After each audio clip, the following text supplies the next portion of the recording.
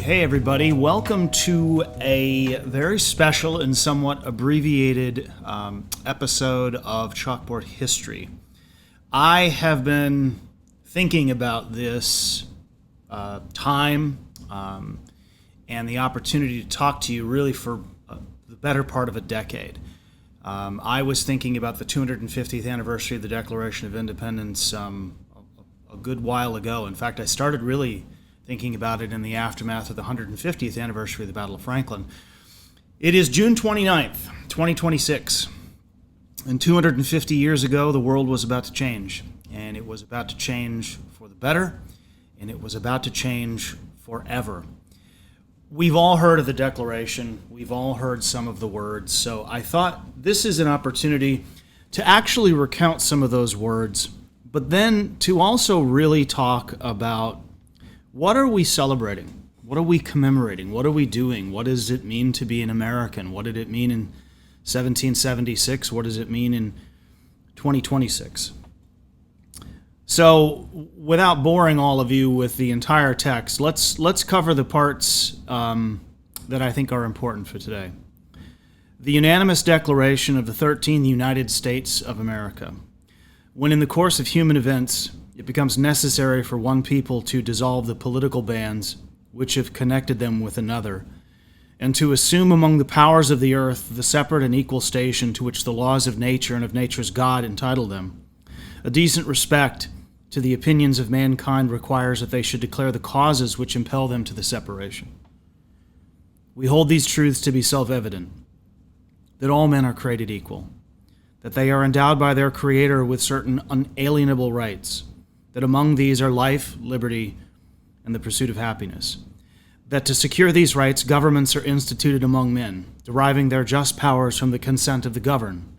That whenever any form of government becomes destructive of these ends, it is the right of the people to alter or to abolish it, and to institute new government.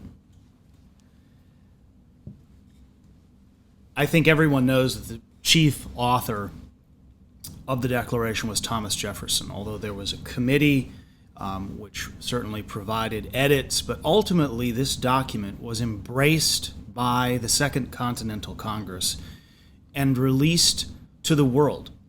Not just released as a shot across the bow at the English king, the English government, the English people, but it was a statement to the world. One thing I think we must always remember, and I want everyone to think about this if you have a few moments today, tomorrow, this weekend, a year from now. There's a section of the Declaration that did not make the final version. And this was a section where Jefferson wrote about the slave trade, and he laid the blame of the slave trade at the foot of, as he termed him, the Christian king. And he talked about how an entire race of people had been kidnapped and moved from one hemisphere to the other. This salvo against African slavery was so controversial that it was cut from the Declaration of Independence. Why is that important? Well, there's really two foundings. And so when we talk about the 4th of July, 1776, Independence Day, there's already a war underway. And the war has been going on really since the spring of 1775, and there'd been a sort of proxy war building up to that.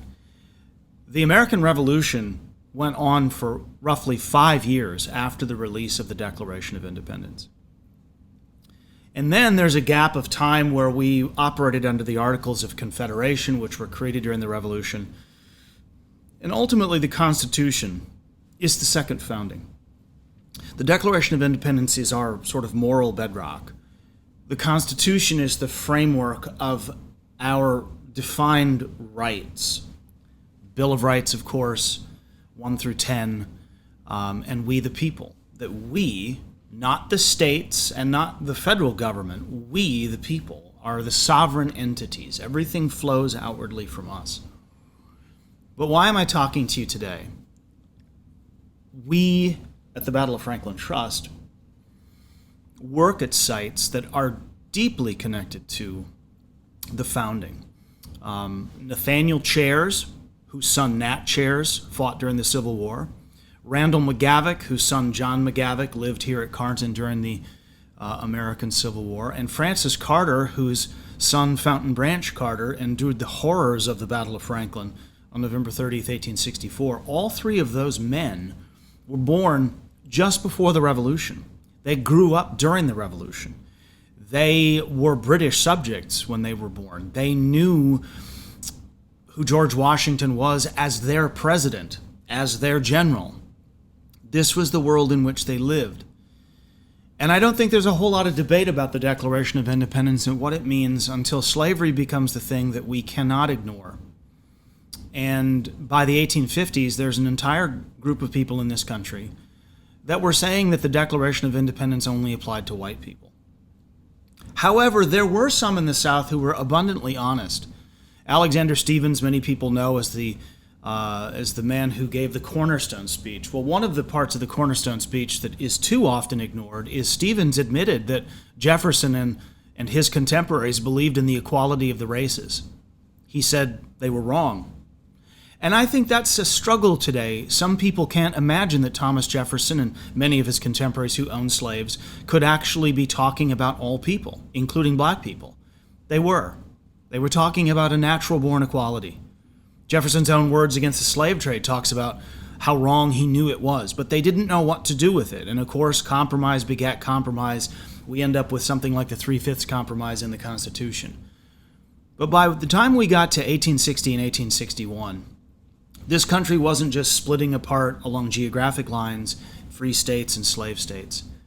We were really splitting apart over what it meant to be an American, over what the United States actually stood for. I know sometimes we look for the simple 30-second answer. We look for the simple slogan. We look for some silly meme on Facebook or Instagram.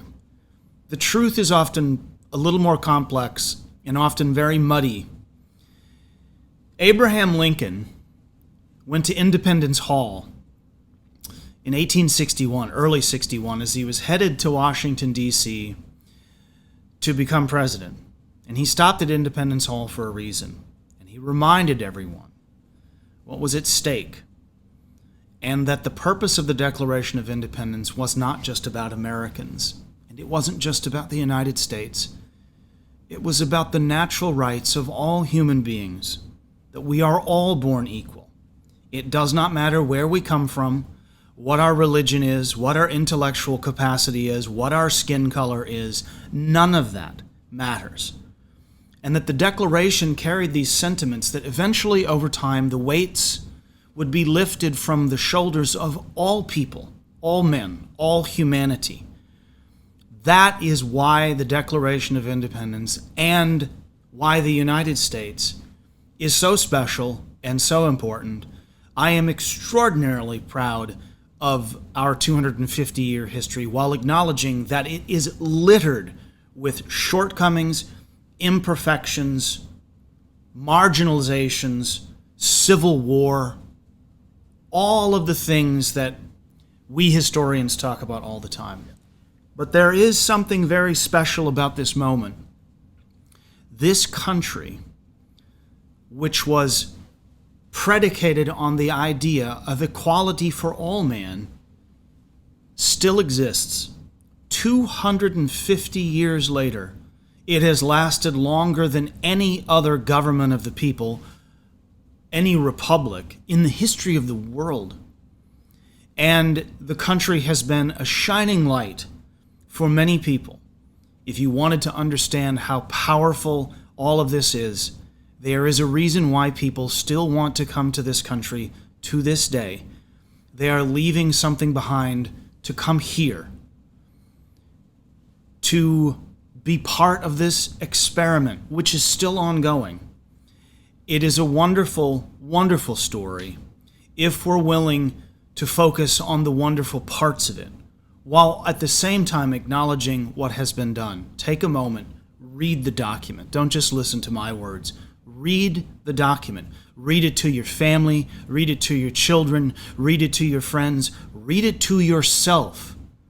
And think about what the world was really like in 1776. the men who wrote the document, edited the document, embraced the document, and those who gave their lives to create this country deserve a moment where all of us should understand that we are the beneficiaries of everything that they did.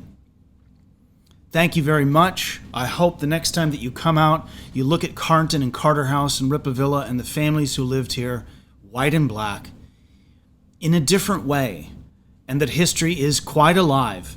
It was alive 250 years ago. It's alive today. It lives in us. Thank you very much.